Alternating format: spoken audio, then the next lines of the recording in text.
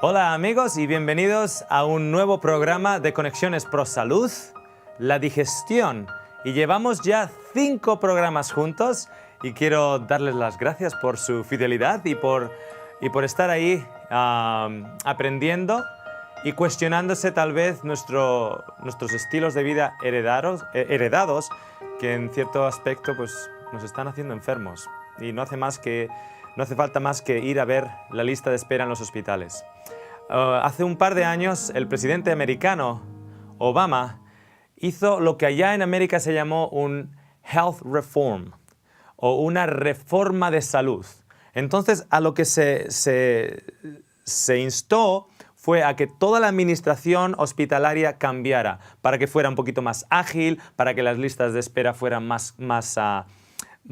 tratadas más rápidamente, para que la gente no tuviera que esperar por un tratamiento tantos y tantos y tantos meses. Y le llamaron reforma de salud. No sé si se están dando cuenta. Para reformar la salud, el gobierno americano invierte en una transformación de la estructura. Pero la gente sigue enferma. Las listas de espera siguen de la misma manera, que sí que ahora posiblemente los pacientes sean tratados más rápido, pero esa no es la verdadera reforma de salud. La verdadera reforma de salud no implica una reforma en la estructura administrativa de los hospitales. Es reducir las listas de espera. Pero claro, el gobierno en sus ministerios de salud, en todos los países civilizados, lo que interpretan para reducir las listas de espera es agilizar el proceso. Pero una verdadera reducción en la lista de espera es cuando no hay tanta gente enferma. Cuando las listas de espera están solo ahí para gente en urgencias o para determinados casos, pero no para tantas y tantas y tantas personas enfermas. Eso es una verdadera reforma de salud, o en nuestro caso, una reforma pro salud. Eso es lo que realmente necesitaría ser implementado en los gobiernos. Simplemente la enfermedad de una nación cuesta una tremenda cantidad de dinero a todos los gobiernos. Si esa nación no está enferma, imagínense la cantidad de dinero que se está ahorrando.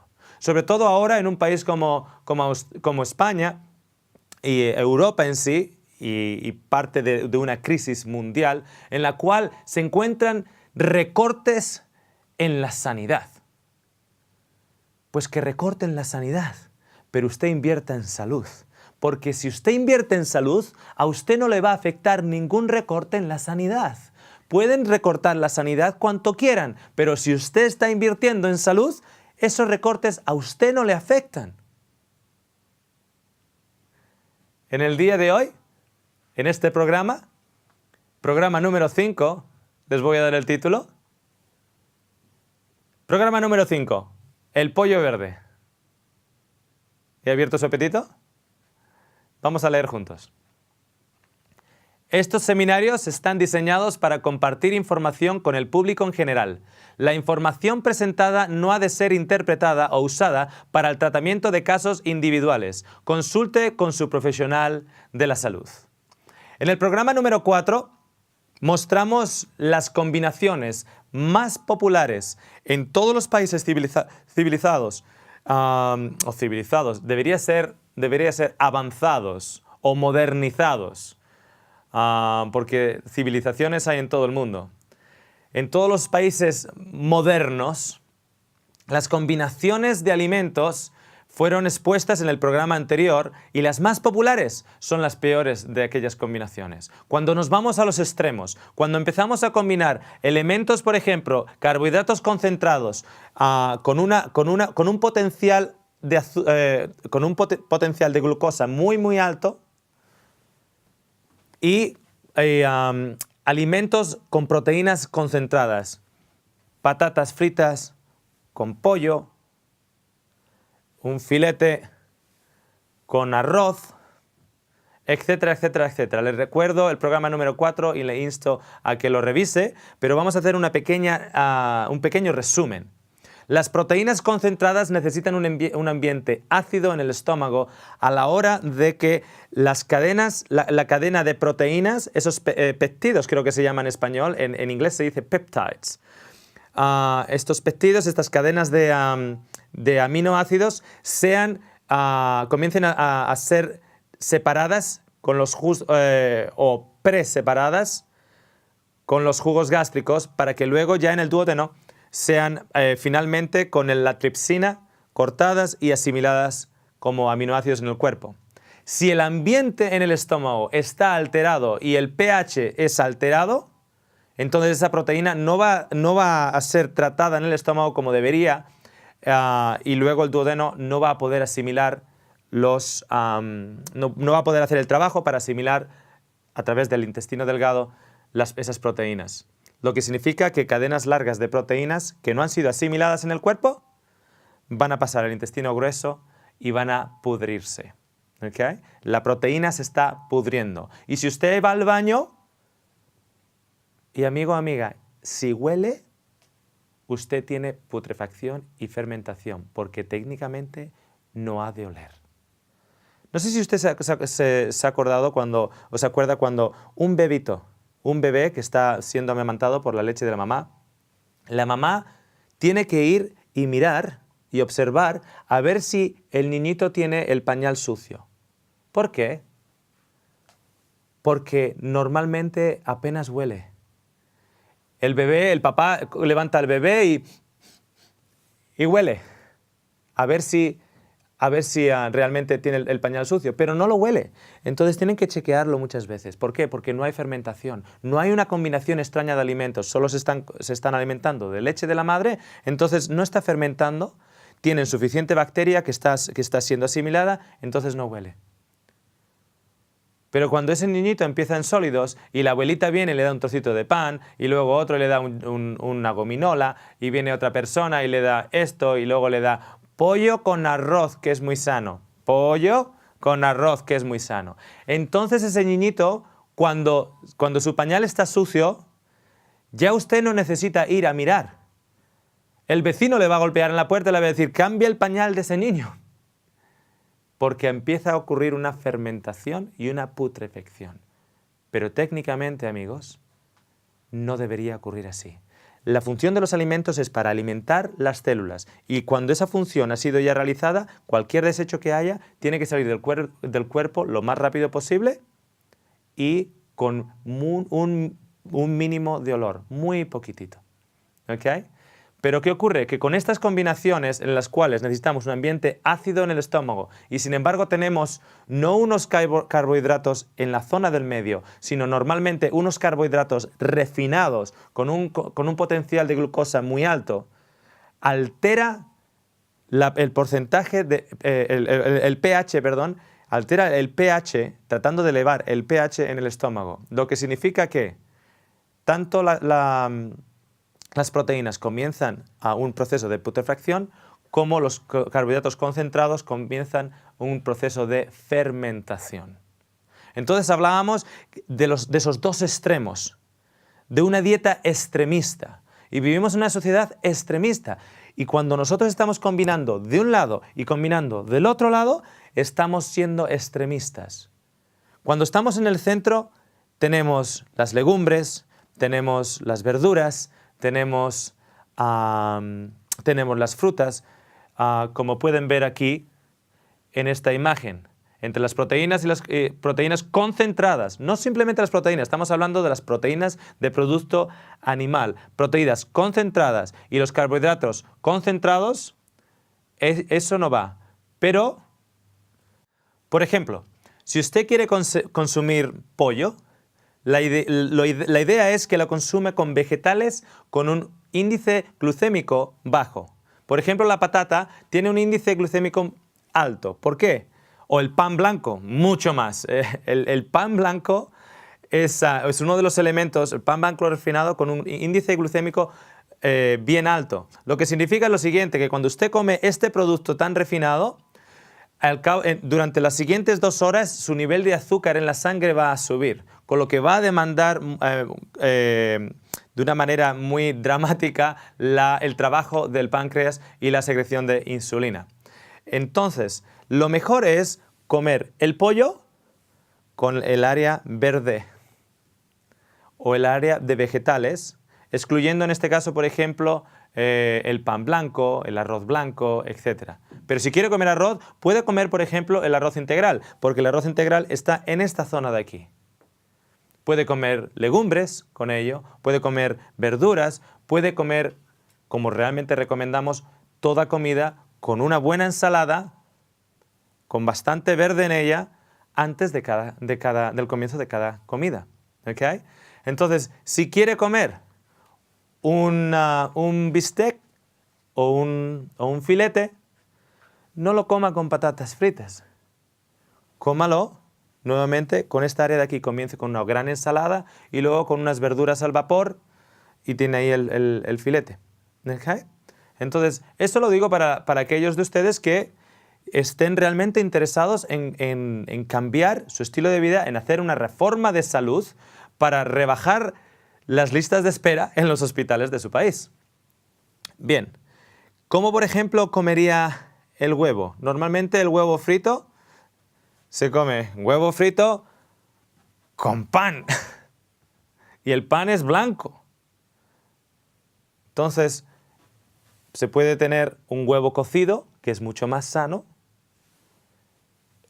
cortadito en ensalada. ¿Se da cuenta? Entonces, todavía está comiendo, pero ahora está comiendo con entendimiento. Está comiendo no está comiendo con pobreza, está comiendo con entendimiento para su salud. ¿Ok? Déjenme mostrarle un versículo encontrado en la Biblia, en el Antiguo Testamento. Se encuentra en el libro de Levíticos, el libro de Levítico, capítulo 11, y dice lo siguiente: estos son los animales que podréis comer de entre todos los animales que hay sobre la tierra. De entre los animales, todo el que tiene pezuña dividida, formando así cascos, hendidos y rumia. Este tipo de animales comeréis. Okay. A través de la Biblia hay una recomendación de qué animales comer, de qué proteínas concentradas comer, de dónde han de proceder. Y la característica es la siguiente: tiene que tener la pezuña hendida y dividida, y al mismo tiempo ha de ser un rumiante. Por ejemplo, la ternera o la vaca, el buey, la cabra, la oveja, el cordero, todos son animales rumiantes y al mismo tiempo tienen pezuña dividida. Y de todos esos, de ese tipo de proteína, se puede comer. ¿Ok? Se da permiso para comer. Entonces, muchos de ustedes, si realmente quieren una reforma de salud, lo que van a tener que hacer en estos momentos es ir a su frigorífico y tirar a la basura la carne de cocodrilo que tienen allá. Porque el cocodrilo, como pueden ustedes apreciar aquí, no es rumiante, de hecho es carroñero, no es rumiante y como pueden ver también no tiene una pezuña dividida, tiene así como dedos. Así que a aquellos de ustedes que tienen el cocodrilo en la casa, en la Biblia realmente le recomiendan que no lo coman. Muchos de ustedes también van a tener que deshacerse de la tortuga. Esa sopa de tortuga en los domingos posiblemente no le esté haciendo mucho bien. Y muchos de ustedes van a tener que llegar a una conclusión en la cual van a tener que declarar que voy a seguir un poquito las normas de salud y las recomendaciones para mi salud y no más sopa de tortuga. Porque no es rumiante, o sea, porque no cumple las dos características de rumiante y de pezuña. Así que muchos de ustedes también, esos filetes de mono que tienen en el congelador, yo les recomiendo que que se lo den al perro, pero que no compren más. Porque la carne de mono, pues no va a ser, primeramente que no es recomendada. Y no recomendada en la Biblia, lo que significa que no es recomendada por Dios. Y si Dios nos hizo a nosotros, pues Él sabrá cómo vamos a funcionar mejor. Aquel que construye un coche diésel sabrá exactamente qué tipo de gasolina conviene a ese coche. De la misma manera, aquel que nos creó sabrá también que la carne de mono, por alguna razón, no nos va a sentar bien. Así que le recomiendo que esa carne de mono que usted tiene en el refrigerador o en el congelador, que se lo dé al perro o lo tire directamente, si no tiene perro. Camello tampoco cumple las dos cualidades. No cumple, es rumiante, pero no tiene la pezuña. ¿Okay? Tiene así como dedos, no tiene la pezuña. O sea, no cumple las dos cualidades. Caballo. Bueno, por aquí por Europa muchos han estado pensando que estaban comiendo carne de ternera en la carne precongelada que estaban comprando, cuando en realidad lo que estaban comprando era carne de caballo. Así que literalmente les digo que no hay una recomendación saludable a la hora de comer carne de caballo. ¿Okay? No porque sea un animal feo o sucio en sí, pero simplemente no está diseñado para que el hombre lo consuma. Así que yo les recomiendo que no vaya a la carnicería para comprar la carne de caballo de aquí en adelante, si quiere invertir en salud. Conejo. Rumia, pero no tiene la pezuña dividida. El arroz con conejo posiblemente tampoco sea la mejor opción para usted. Y evidentemente yo sé que es muy práctico en los hogares de muchos el poder comer serpiente y al mismo tiempo luego utilizar la piel para hacerse cintos, ¿verdad?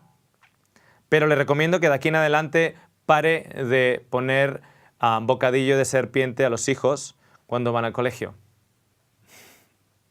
Si ustedes miran en sus pantallas esta lista de animales, ustedes se van a dar cuenta que cuando la Biblia nos dice las características de los animales que debemos comer, y ahora les acabo de poner una lista de animales que no cumplen esas características, ustedes van a decir, bueno, pues es que entonces yo hasta cierto punto estoy siguiendo la Biblia entonces. Estoy siguiendo las recomendaciones porque yo como la ternera, yo como el cordero, yo como animales que rumian y que tienen la pezuña, etc.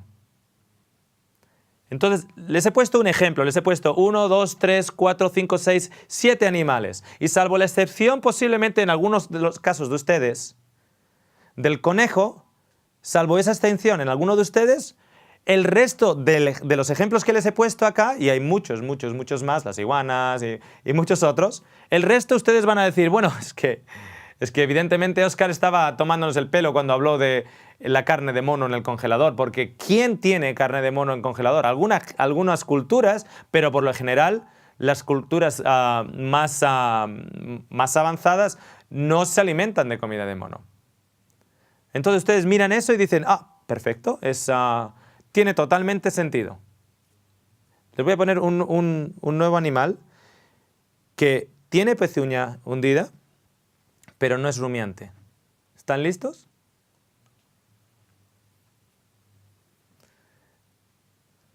¿Lo ven en sus pantallas? ¿Le ven las pezuñas separadas o divididas? Pero no es rumiante. Entonces, esto no viene de un animal rumiante y con pezuña dividida. Entonces, esto no viene de pezuña dividida y un animal rumiante. Cuando les he hablado de la tortuga, les he hablado del del caballo, les he hablado de la serpiente, les he hablado de la iguana, etcétera, del mono, ustedes no tenían problema. ¿Por qué? Hasta ese punto ustedes dicen, bueno, pues aquel que inspiró la Biblia, pues tenía que ser bien sabio. ¿Por qué usted dice que tenía que ser bien sabio? Bueno, porque pensaba como yo. Pero ahora cuando vemos que hay un animal que no cumple tampoco las características, pero es un animal que me gusta a mí, entonces la persona que inspiró la Biblia ya no es tan sabia. ¿Por qué? Porque no piensa como yo.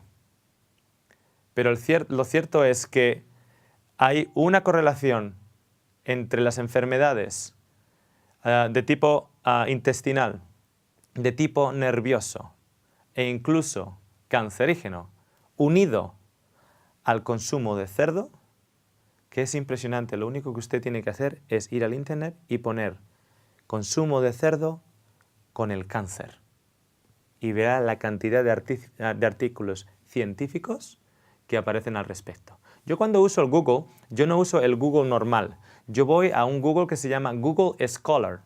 Usted puede poner Google y luego poner Scholar. Scholar significa pues que solo le va a aparecer artículos científicos en ella. La lista de artículos que le va a salir solo son científicos. Entonces no es lo que la opinión de uno tenga, que haya puesto una website y la haya puesto ahí en Google. No. Si usted pone Google Scholar, solo van a ser artículos científicos divididos en los años de publicación con revistas científicas o revistas médicas. Y ahí, cuando usted ya haya entrado en Google Scholar, usted pone cerdo con unión con cáncer. Cerdo, unión con artritis. Cerdo, unión parásitos. Cerdo, unión tumores. Y se va a quedar asombrado que a día de hoy el cerdo de bellota estará solo alzado en las nubes de la santificación solo aquí en España.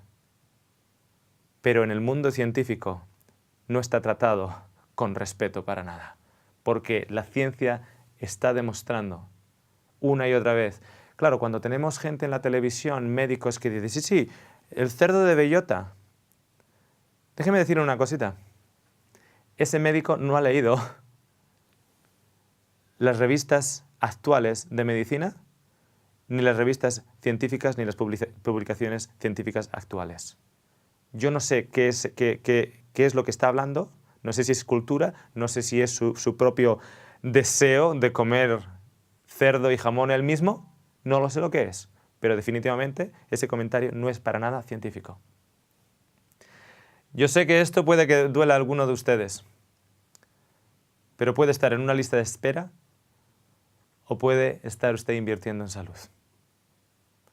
Y si no le digo la verdad, entonces no tiene opción para conocerla. En Levíticos 11 también nos dice lo siguiente: de todos los animales que hay en las aguas, comer de aquellos que tienen aletas y escamas en las aguas, en los mares y en los ríos. Ahora nos habla de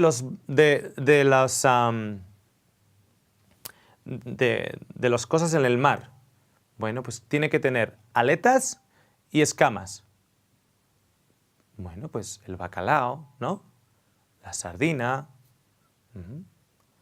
Claro, totalmente tiene sentido común.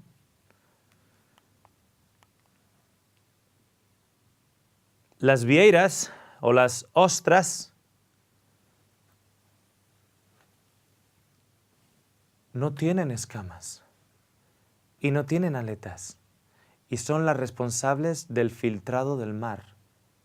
Si usted está en una cocina, en la cocina de su casa, y usted tiene el lavaplatos, y ese lavaplatos tiene un filtro.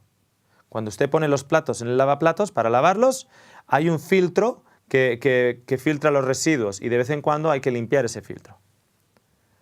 Si usted entra en su cocina y tiene un frigorífico o un refrigerador lleno de comida, ¿usted abriría el lavaplatos y se comería el filtro? Pues eso es lo que usted está comiendo cuando come estas criaturas. ¿Tienen una función? Sí, pero la función no es para alimentar a las naciones. La gente dice, no, pero si tiene un montón de minerales, claro, tiene un montón de todo, porque son los filtros. También una tremenda cantidad de metales pesados. Tremenda. Este individuo de acá no tiene escamas y no tiene aletas. ¿Cuántos de ustedes se comerían un saltamontes? No muchos, ¿a que no? Pues este es el saltamontes del mar. Y nos lo comemos y pagamos dinero en Navidades también por él. Y por ellos. Y aquí en España, por las angulas. O aún peor, por aquellas fabricaciones de plástico que son todos los residuos formados en lo que parece una angula de verdad.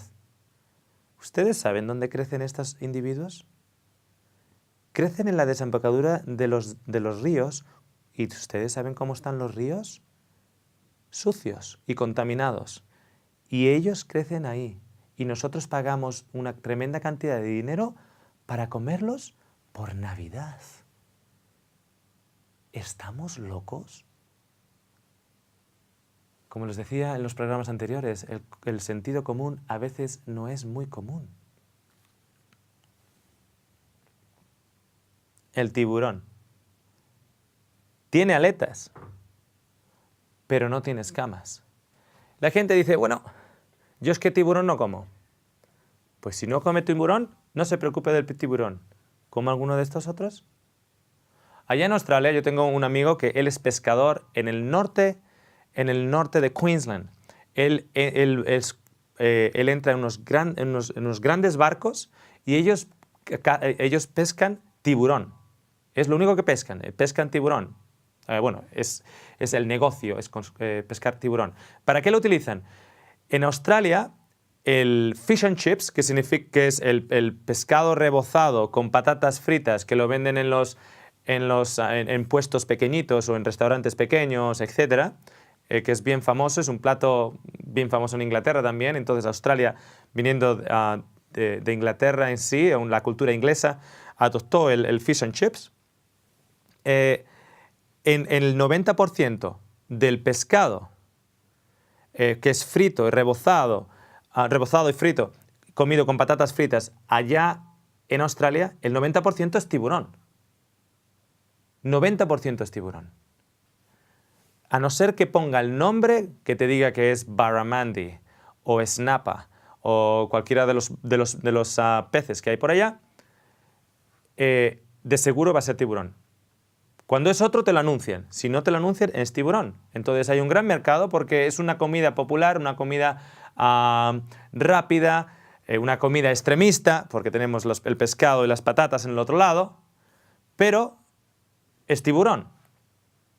Bueno, este amigo mío me contó un detalle no hace mucho, ahora como un año atrás. Me decía que ellos solo tienen licencia en toda Australia para pescar tiburones de menos de 15 kilos. Entonces, solo hasta 15 kilos. Si pescan un tiburón y lo pesan y es más de 15 kilos, lo tienen que devolver al agua. Entonces le digo, ¿entonces cómo lo hacéis? Dice, bueno, si llega un tiburón de más de 15 kilos, lo que solemos hacer, le quitamos la aleta de arriba y tiramos el tiburón de vuelta, porque esa aleta nos vale para mandarlo con el resto de las aletas que cortamos, para mandarlo a Japón, porque los japoneses toman sopa de aleta de tiburón, etc. Entonces hay un mercado grande, gana mucho dinero solo por las aletas. Pero las autoridades australianas, ellos no pueden llegar al puerto con un tiburón que pesa 15 kilos, porque pierden la licencia. Entonces yo le decía, y yo me hice un poquito el tonto y dije, ¿por qué 15 kilos? Dime, explícame, para que yo pueda explicar a otros. Y dice, bueno, porque Las autoridades han puesto la cantidad de 15 kilos como límite porque si no el contenido de metales pesados dentro de la grasa natural del pez es demasiado alto y no es apto para el consumo humano. Le digo, amigo, entonces cuando ustedes pescan un tiburón que pesa 14 kilos 900, me dice, ese nos lo podemos quedar, porque son 14 kilos 900. Y le digo, ¿y los metales pesados? Y se ríe. Claro, el tiburón no va nadando en las aguas contaminadas de este mundo, absorbiendo el plomo, absorbiendo el mercurio, absorbiendo todas esas cosas, absorbiéndola y guardándolas en sus células liposas. No lo hace a partir de los 15 kilos. Lo hace desde que nace. Y posiblemente ya naciendo tenga un contenido por el hecho de que ha nacido de un tiburón maduro que ya de por sí estaba contaminado con ello. Entonces, ¿qué ocurre? Que cuando tiene 14 kilos 900 también está contaminado con metales pesados. Atención, las autoridades australianas dicen que si tiene 15 kilos no lo pesques porque los índices son demasiado altos para el consumo humano. Usted si está contaminado con metales pesados, eso le va a afectar toda la asimilación de la vitamina B. Le va a afectar, de hecho, todo su sistema nervioso, porque el sistema nervioso necesita del complejo vitamínico B para realmente ser activado y trabajar correctamente. Pero el tiburón de 14 kilos también tiene. Y el tiburón de 13 kilos también tiene. Miren esta foto. Esto es un atún. El atún tiene escamas. Técnicamente sí. Tiene unas pocas aquí. Así que les doy las escamas. Técnicamente, el atún se puede comer. Técnicamente. Si vamos a la letra de la ley y vemos que tiene unas poquitas escamas ahí. Técnicamente sí. Por lo demás se parece bien parecido a la piel del tiburón. Pero técnicamente tiene escamas. Y tiene aletas. Así que técnicamente el atún se puede consumir. Déjenme mostrarles, para que lean en sus pantallas, este artículo del diario El Mundo, aquí en España. El diario El Mundo nos dice lo siguiente: el mercurio e infarto, los peligros de una lata de atún. En El Mundo, en el periódico El Mundo, dice: algunas dietas recomendadas por los especialistas podrían no ser tan beneficiosas como se pensaba. El consejo de aumentar el consumo de pescados ricos en ácidos grasos omega 3 por sus efectos cardioprotectores podría quedar obsoleta. El consumo de especies marinas es la principal vía de entrada de mercurio al organismo. El mercurio es un metal pesado con efectos tóxicos bien conocidos en el ser humano, en especial sobre el sistema nervioso. La fuente principal de este metal es el pescado de nuestra dieta. Aunque salvo los peces procedentes de zonas con elevadas tasas de contaminación, no todas las especies contienen la misma cantidad. Omega 3. Ácido graso omega 3.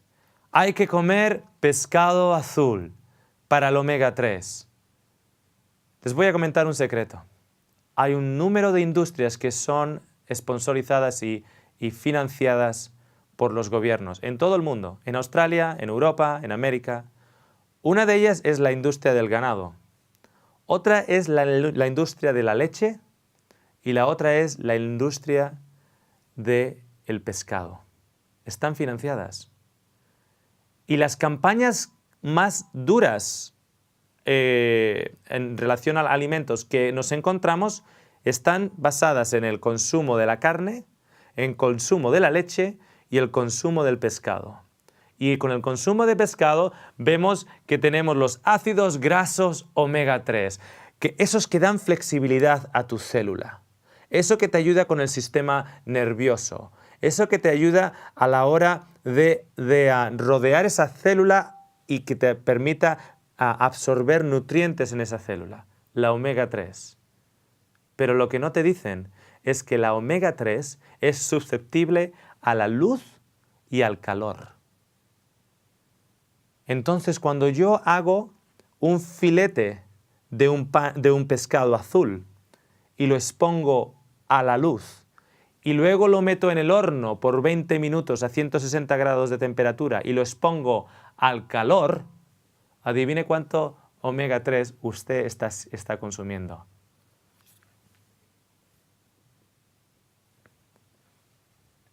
Adivine cuánto mercurio. Bueno, depende del tamaño del pescado. Así que está comiendo el pescado azul por la omega 3, no tiene la omega 3 porque es susceptible y se pone rancia con el calor y la luz. Y aquello que no quiere, el mercurio, se lo está chupando usted todo. ¿Cómo conseguimos la omega 3 sin el mercurio? Semilla de linaza. La semilla de linaza usted la mete en una batidora o en un molinito donde se muele el café, por ejemplo, o en una pequeña batidora y echa lo suficiente para una semana y lo bate hasta que esté bien molida. Cuando esté bien molida, no la compre molida del supermercado porque es susceptible a la luz. Cuando esté bien molida, haga pequeñas cantidades. Incluso si hace cantidades, tiene la facilidad de hacerlo solo para el día, mucho mejor. Entonces, hace una pequeña cantidad, si ha hecho para hoy, para mañana o para 3 días, la pone rápidamente en un container plástico y la pone en el congelador. ¿Por qué en el congelador? Porque normalmente usted no abre tanto la puerta del congelador como la abre del frigorífico. Y luego a la mañana para su desayuno, usted se echa eso encima de su desayuno o encima de aquello que vaya usted a comer de desayuno. Entonces usted está introduciendo omega 3 en su cuerpo y no mercurio. Si además de eso usted tiene la linaza y tiene algún tipo de frutos secos, especialmente la nuez, mezcla la linaza con la nuez y la bate hasta que quede así como pulverizado, como polvito, como polvo granulado. Ahora, cuando usted consume eso, está consumiendo omega 3 y omega 6 en la proporción correcta. Si bien uno de ellos lo hace flexible, el otro lo ayuda a absorber los nutrientes. Y el omega 3 y el omega 6 trabajan de una manera compaginada, pero no hay mercurio en ello. Fíjense este artículo que apareció en el Sydney Morning Herald allá en Australia, que no se puede pescar ahora en la bahía de Sydney. O si pesca, no se lo coma. Pesque por hobby, pesque para pasar el tiempo, pero no se coma ese pescado porque tiene una tremenda cantidad de mercurio y más pescados aparecen con cánceres a la piel, etcétera, etcétera, etcétera. La letra C. La letra C es la letra con la que comienza la palabra carne, pero también es la misma con la que comienza la palabra cáncer. Ambas comienzan con la letra C. Aquí les pongo una referencia de cientos de referencias, de cientos de estudios en los cuales se demuestra una conexión tremendamente cercana entre el cáncer y el consumo de la carne. Una dieta de carne tiene una fuerte conexión con el cáncer de colon. Hablábamos en programas anteriores cómo cuando nosotros estamos aumentando el compost en nuestro colon y cuando estamos aumentando el compost con una proteína que no ha sido digerida, que no ha sido absorbida y la estamos llevando a ese lugar donde no puede ser digerida ni tratada correctamente, sino solo estimular la bacteria de la putrefacción, estamos aumentando el riesgo del cáncer. Cáncer y carne comienzan con C y la carne aumenta el riesgo de cáncer en las glándulas linfáticas. No solo en el colon, sino en las glándulas linfáticas. ¿Por qué? Porque cuando estamos intoxicando ya el área del intestino grueso, hablábamos en programas anteriores cómo ahora el cuerpo absorbe o reabsorbe esas toxinas de vuelta en el sistema sanguíneo. Pero el sistema sanguíneo es filtrado a través del sistema linfático. Y el plasma del sistema linfático,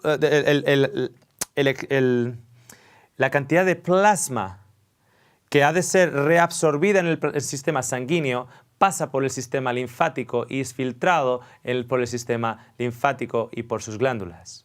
Un consumo de carne ha sido encontrado que aumenta el riesgo de cáncer en las glándulas linfáticas. Aquí simplemente le pongo un estudio científico, aprobado, publicado, solo uno, pero hay cientos. ¿Solo uno por qué? Porque no les quiero aburrir. Vayan a Google Scholar y pongan la palabra carne y cáncer.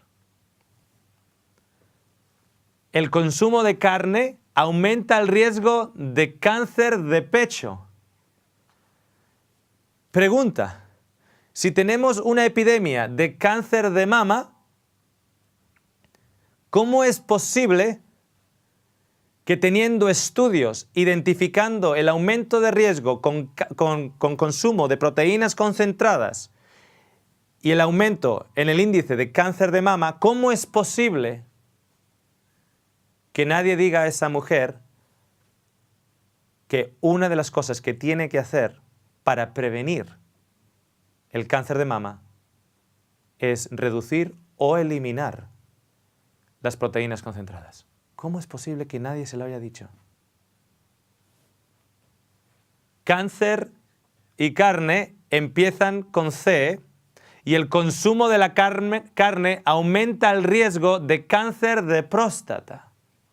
Si tenemos una epidemia de problemas de la próstata, ¿cómo es posible que no haya una campaña de reforma de salud que ayude a recortar las listas de espera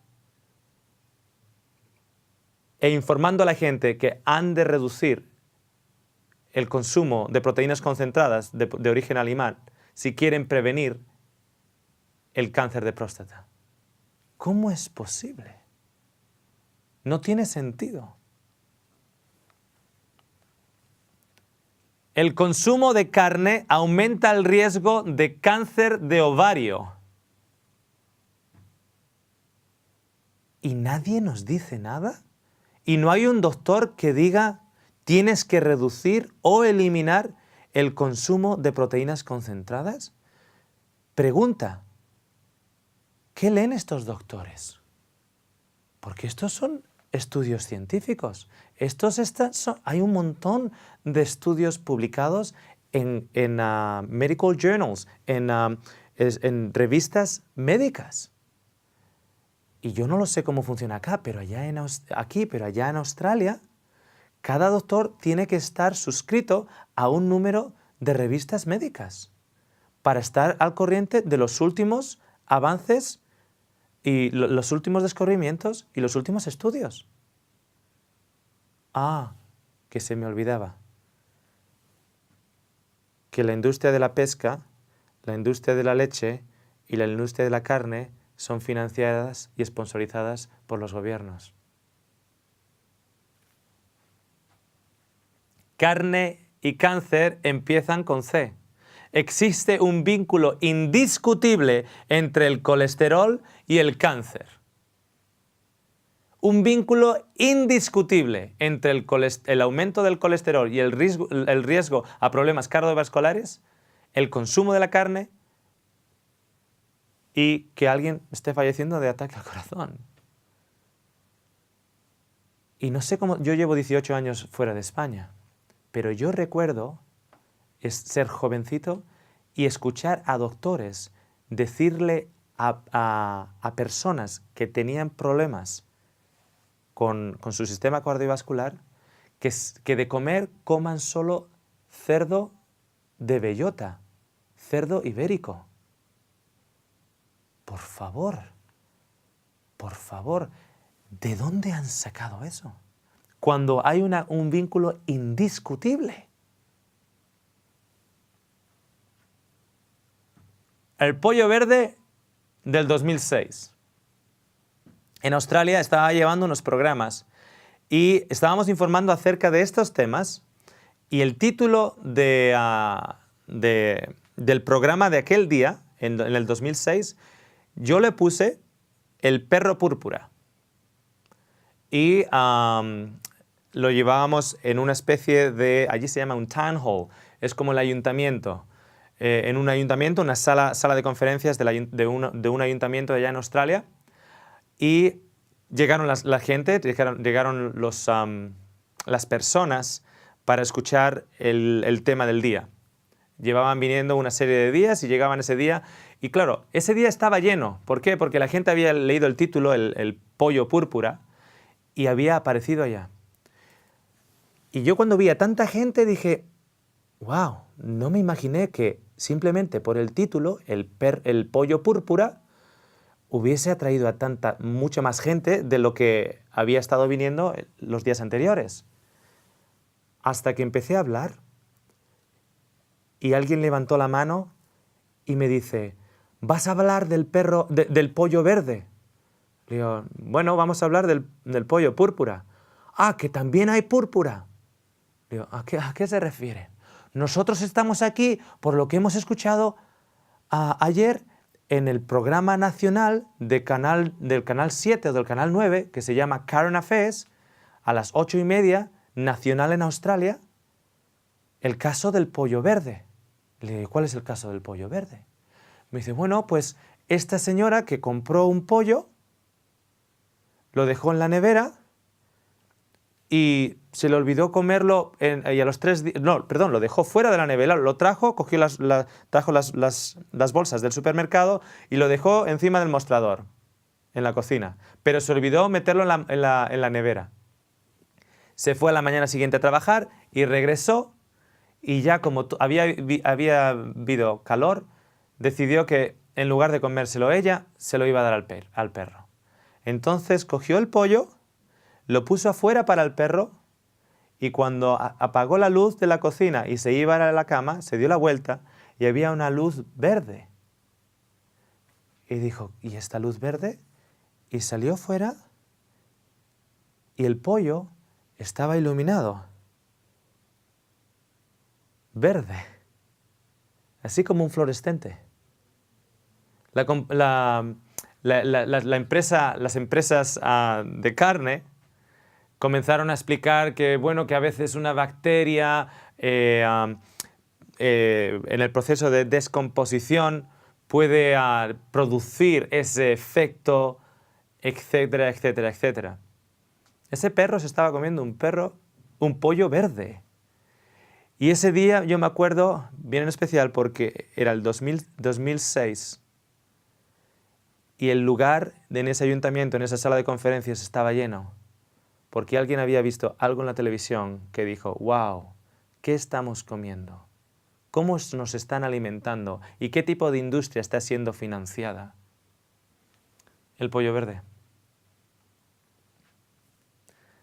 Tenemos las vacas locas.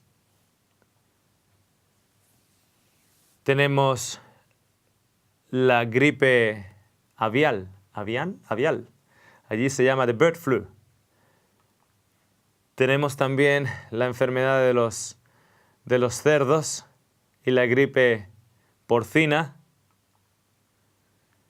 Tenemos esa enfermedad en los corderos y en las ovejas que afecta a sus pezuñas y afecta a sus bocas. Tenemos un montón de enfermedades entre los animales. Si bien tiempo atrás, miles de años atrás, se dio permiso al consumo de aquellos animales que tenían la pezuña separada y rumiaban, era una época en la cual no observábamos esto. No observábamos nada de esto. Este es un pez que tiene cáncer en la piel. Cáncer en la piel. ¿Cómo es que un pez consigue desarrollar cáncer en la piel si no le da el sol? Está bajo el agua, el sol no le llega. ¿Cómo es posible que este pez tenga, por lo menos no le llega de la manera que nos llega a nosotros? Y allá en Australia los rayos ultravioleta queman. Pero este pez tiene cáncer en la piel. ¿Cuál es su ambiente? ¿Qué le toca a la piel? El agua.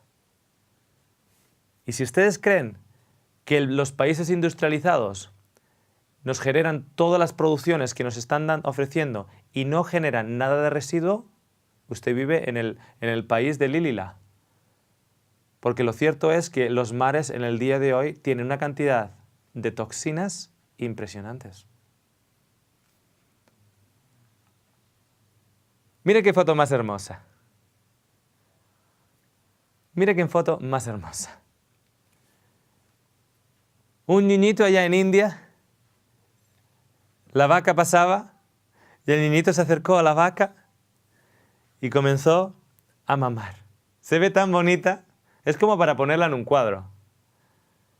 El caso es que este niñito tiene una enzima en su intestino delgado llamado lactasa. Y lactasa consigue digerir y romper la formación de la lactosa. ¿Ok? En glucosa y galactosa. Consigue separarlo a la hora de ser asimilado. Y este niñito a esta edad tiene esa enzima llamada lactasa. Y se ve tan lindo. Claro que hay un problema. No es cordero. Y no es ternero tampoco. Es un humano. Y esta vaca de 700 kilos es un mamífero también, pero no es humano. Cuando la vaca da leche al ternero, esa leche está diseñada para que esos huesos de ese ternero sean fortalecidos rápidamente, porque ese cordero va a estar en sus 4 patas prácticamente al nacer, o muy pronto después de nacer. Entonces, la calidad de esa leche está diseñada para alimentar y fortalecer los huesos y darles rigidez y firmeza a los huesos de un ternero. La leche de la mamá está diseñada para dar flexibilidad, no rigidez, sino flexibilidad a los huesos del bebé. Porque el bebé necesita unos huesos flexibles. Y si nosotros le estamos dando una leche que está diseñada para hacer los huesos rígidos, estamos siendo contra natura.